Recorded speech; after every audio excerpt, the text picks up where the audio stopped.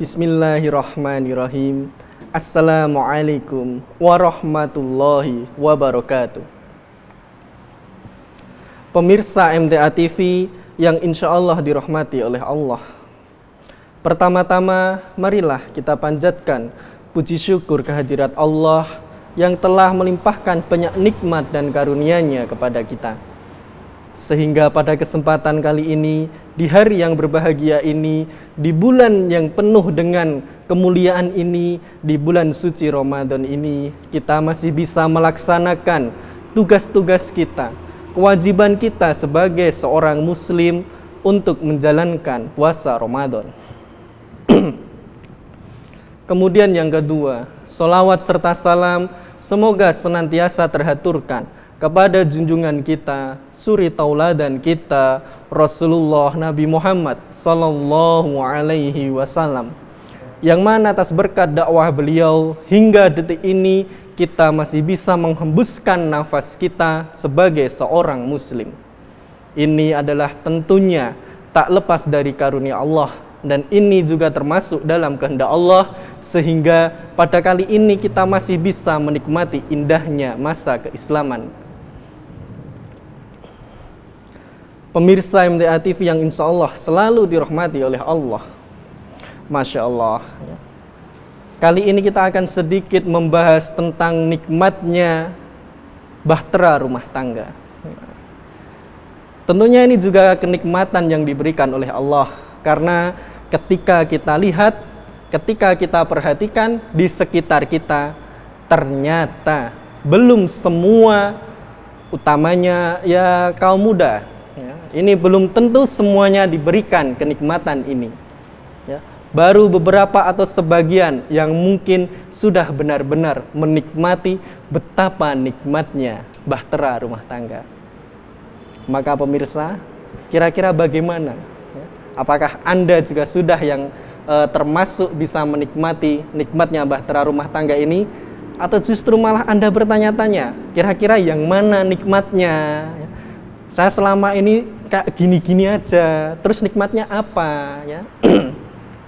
Utamanya bagi panjenengan-panjenengan yang mungkin ini masih di usia yang terbilang cukup muda, di usia pernikahannya. Nah ini ya, biasanya kalau masih usia pernikahan yang muda, ini biasanya masih bertanya-tanya, nikmatnya mana ya? Padahal saya setiap hari harus bekerja, setiap hari harus ini itu memenuhi kebutuhan istri, memenuhi kebutuhan si buah hati ya.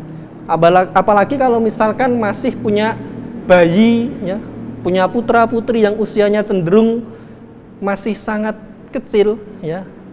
Punya bayi yang usianya di bawah 1 tahun, punya bayi yang usianya katakanlah rentang 2-3 tahun, yang mana kebutuhannya masih banyak ya.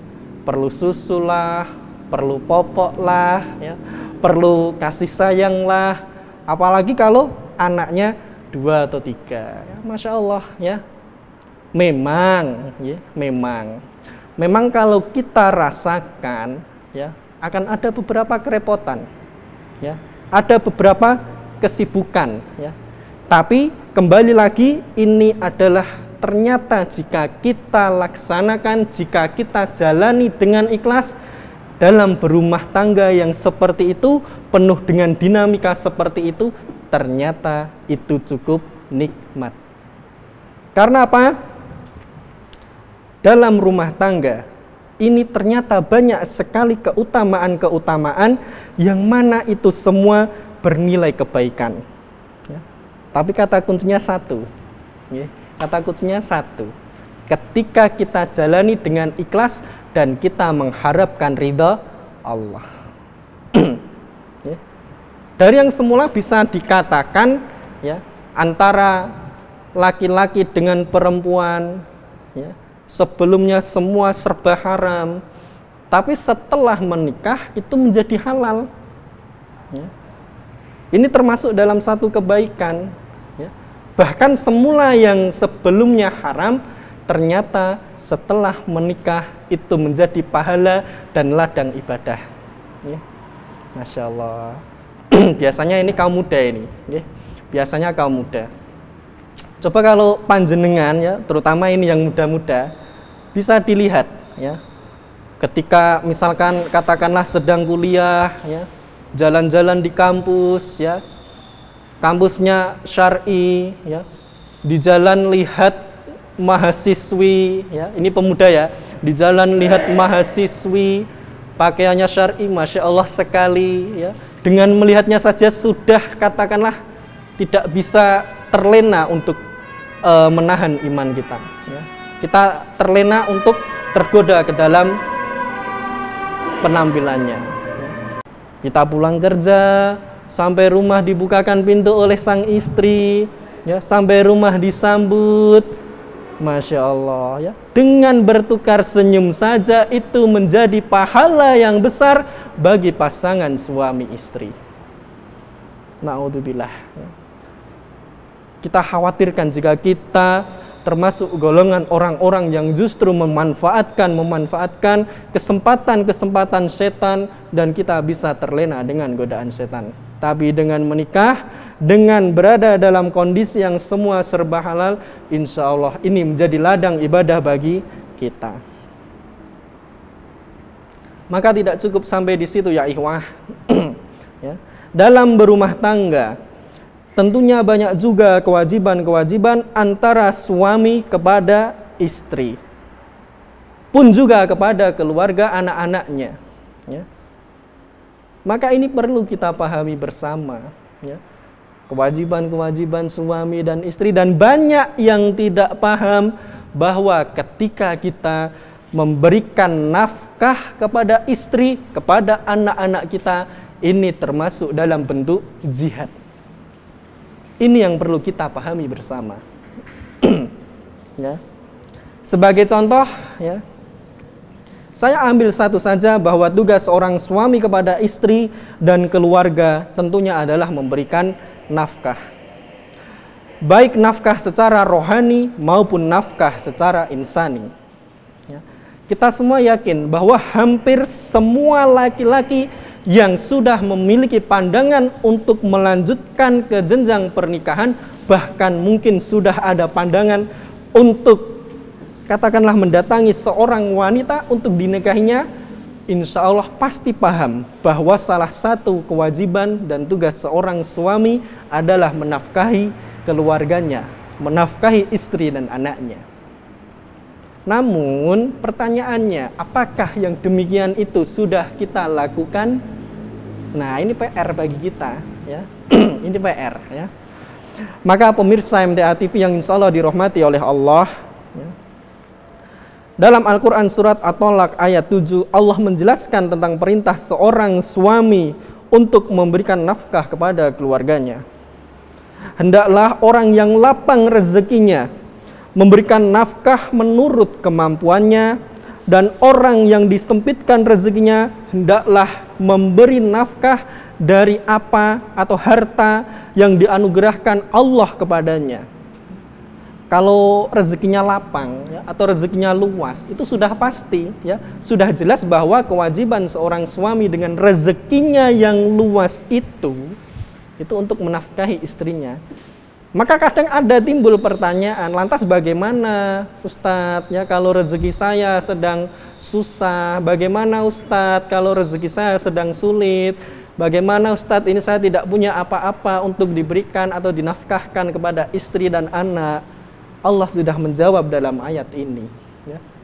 Nafkahkanlah apa yang dianugerahkan oleh Allah kepada kita. Ya naudzubillah ya. Kita hanya bisa senyum ya. Tapi apa ya, masa kita hanya memberikan nafkah kepada istri dengan senyum aja ya?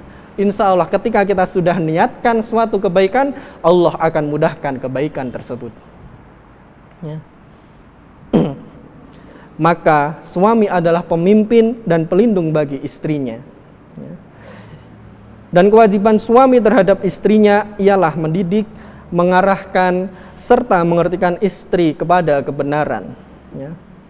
Sebagaimana yang difirmankan Allah dalam Quran surat An-Nisa ayat 34, kaum laki-laki itu adalah pemimpin bagi kaum wanita, karena Allah telah melebihkan sebagian mereka atau dalam tanda kurung di sini adalah laki-laki atas sebagian yang lain, yakni wanita itu tadi. Dan karena mereka laki-laki itu tadi telah menafkahkan sebagian dari harta mereka. Kata kuncinya apa? Ya ini, nafkah itu tadi. Maka pemirsa MTA TV yang insya Allah dirahmati oleh Allah, dalam kitab Riyadhus Shalihin karya Imam An-Nawawi dalam bab ikhlas, ada suatu hadis yang akan saya bacakan artinya.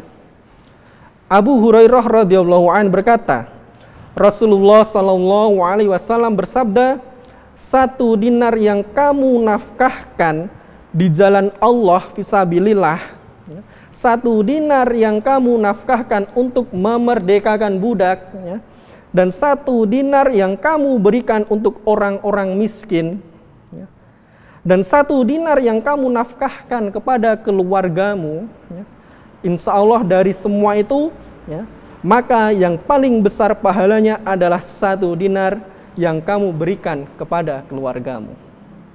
Nah ini dari hadis ini bisa kita ambil hikmahnya, bisa kita ambil kebaikannya, bisa kita ambil manfaatnya, bisa kita ambil ibrahnya, bahwa dari antara kita memberikan nafkah 1 dinar kepada jalan Allah, kita memberikan 1 dinar untuk memerdekakan budak dan untuk orang miskin, ternyata yang paling utama dan paling besar pahalanya adalah 1 dinar untuk keluarga. Ini hadis riwayat Muslim nomor 995. Ini sudah jelas, dijelaskan dalam hadis ini. Masya Allah. Dan ketika kita memberikan nafkah kepada istri, kebaikan-kebaikan akan mengalir kepada kita, pahala-pahala akan diberikan Allah kepada kita.